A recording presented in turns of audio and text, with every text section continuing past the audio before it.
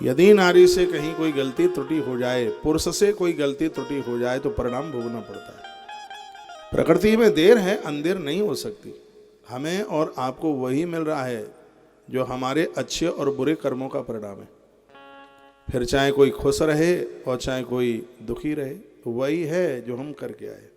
इसलिए बुरे काम का बुरे काम का बुरा नतीजा नहीं मानो तो कर देखो। मनुष्य जीवन फूंक फूंक करके चलने वाला जीवन है।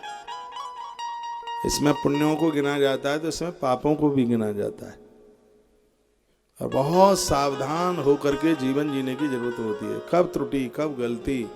जैसे पानी गिर गया हो और फिसलने वाली जमीन हो तो होशियार व्यक्ति वो है कि पाम गड़ा गड़ा करके चलता है। यही जिंदगी है। जीवन भी एक रपटने की तरह, पाम कब फिसल जाए पता नहीं है। एक हृदय से मैं आपको बात बोल रहा हूं। मैंने माता वैष्णो देवी के दर्शन किए हैं। लोग मैया के दरबार में रुपया मांगते हैं, पैसा मांगते हैं, धन मांगते हैं और पता नहीं क्या क्या मांगते हैं। मैंने आप लोगों की खुशहाली पहले शब्द में मांगी, आप विश्वास कर लें तो। दूसरे शब्द मैंने 2 बातों के अलावा कुछ मांगा नहीं माँ से। मैंने दूसरी बार माँ को प्रणाम किया था तो कहा था, हे माँ, जिंदगी के अंतिम चरण तक मेरे चरित्र की रक्षा करना। हे माँ, आपके चरणों में प्रणाम है। सौगंध माता के चरणों की ये मैंने मांगा है।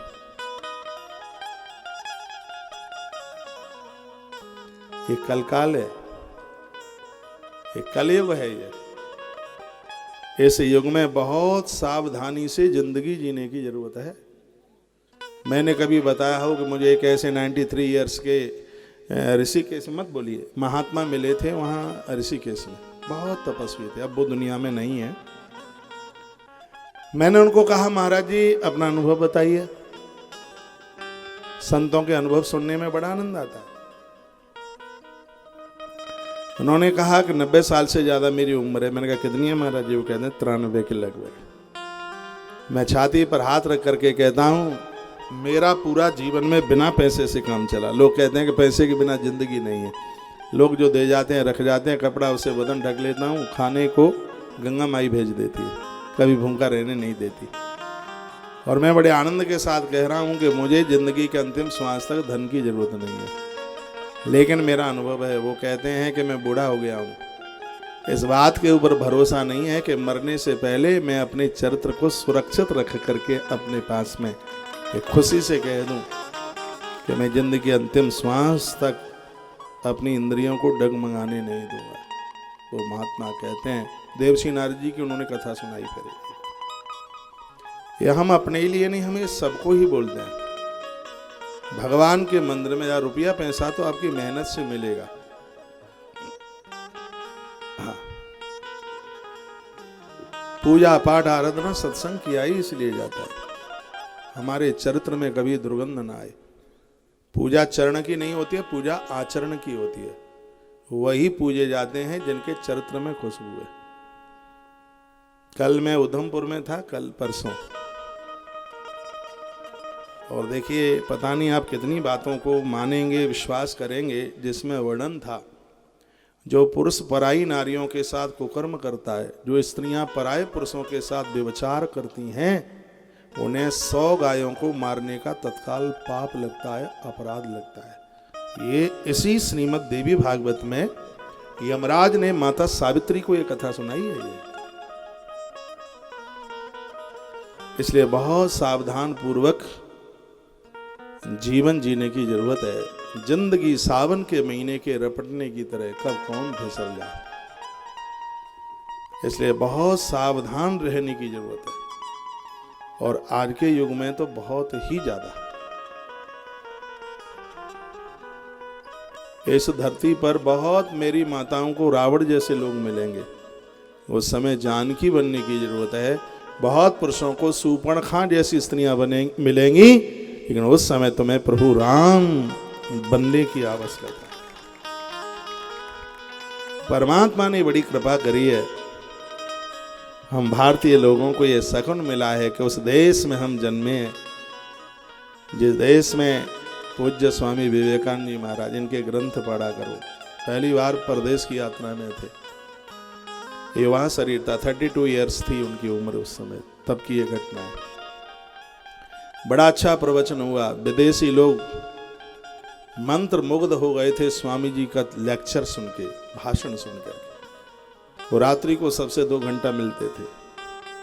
एक युवा स्त्री उनसे मिलने के लिए आई, उनके शिष्य उनके पास बैठे हुए थे, 5-7 सन्यासी संग ही रहते थे। तो उन्होंने कहा, स्वामी जी मैं आपसे कुछ अकेले में मिलना चाहती हूँ।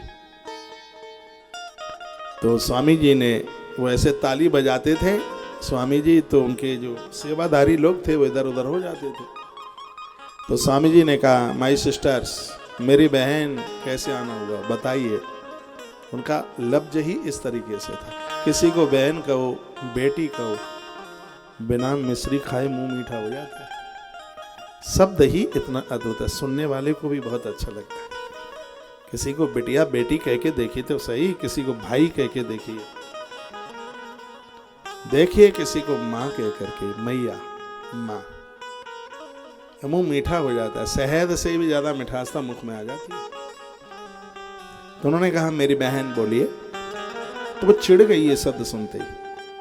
उसने कहा, मेरे भाई नहीं है, मैं तुम्हारी बहन बनने के लिए नहीं आई हूं। तुमने आज अपने प्रवचन में एक बात कही है कि साधु से जो मांगा जाता है साधु के दरबार में वह मिलता है। ये आपके प्रवचन का एक शब्द है, तो मैं आपसे मांगने के लिए आई हूं, क्या मुझे मिलेगा?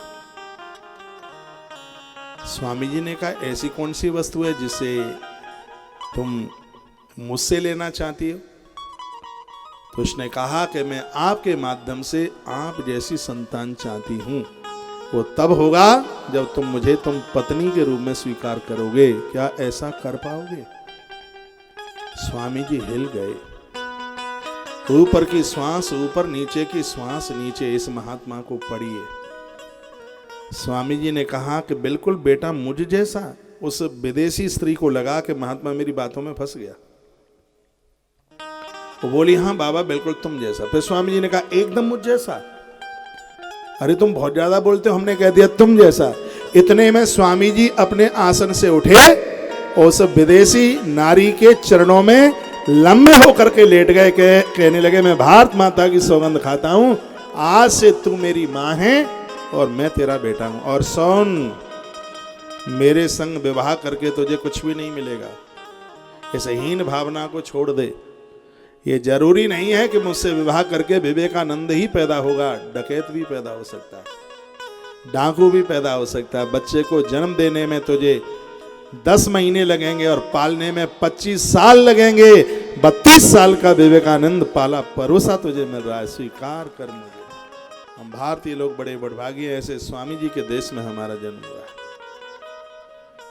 इतने बढ़िया बनिए कि अपनी बेटी को तुम्हारे संग भेजने में किसी को दिक्कत न हो, कोई संशय ना करे। अपनी बहन को, बेटी को, माँ को भेजने में मैं तो कितनी बार कहता हूँ, पैसा गया कुछ नहीं गया, मकान दुकान गया कुछ भी नहीं गया, थोड़ी बीमारी बढ़ी है तो थोड़ा सा कुछ गया, लेकिन जिस व्यक्ति का चरित्र चला गया उसका सब कुछ गया, उसके पास तो कुछ बचा ही नहीं। चरित्र में सुगंधी होनी चाहिए, चरित्र में खुशबू होनी चाहिए। आज ब्रह्मा की आंख में आंसू आ गए। ब्रह्मा ने कहा कि मुझे तुम्हें श्राप देना पड़ा। ये ब्रह्मा की ही कथा नहीं, यदि कोई कुकर्म करेगा तो प्रकृति अभिशप्त करती है, श्राप देती है, मानती नहीं है। प्रकृति की तो बहुत आंखें, हम अच्छा बुरा करते हैं, 14 जन हमें देखते हैं। आदमी लाइट बंद कर करके पाप करता है कि हमें तो कोई देख ही नहीं रहा। रात में चंद्रमा देखते हैं, दिन में सूर्य भगवान देखते हैं, 10 दिशाएं देखती हैं, वरुण देवता देखते हैं, इंद्र देव देखते हैं, दिशाएं देखती हैं, और हमारा धर्म देखता है हमें। ये 14 की दृष्टि जो हमेशा हमारे ऊपर बनी रहती है। इसलिए सजग समझदार लोगों को चाहिए कि वो प्रकृति के साथ धोखा ना करें, गलत ना करें, और गलत के परिणाम तो गलत ही होते हैं। अच्छा करेंगे तो परिणाम अच्छा होगा, गलत करेंगे तो गलत ही होगा।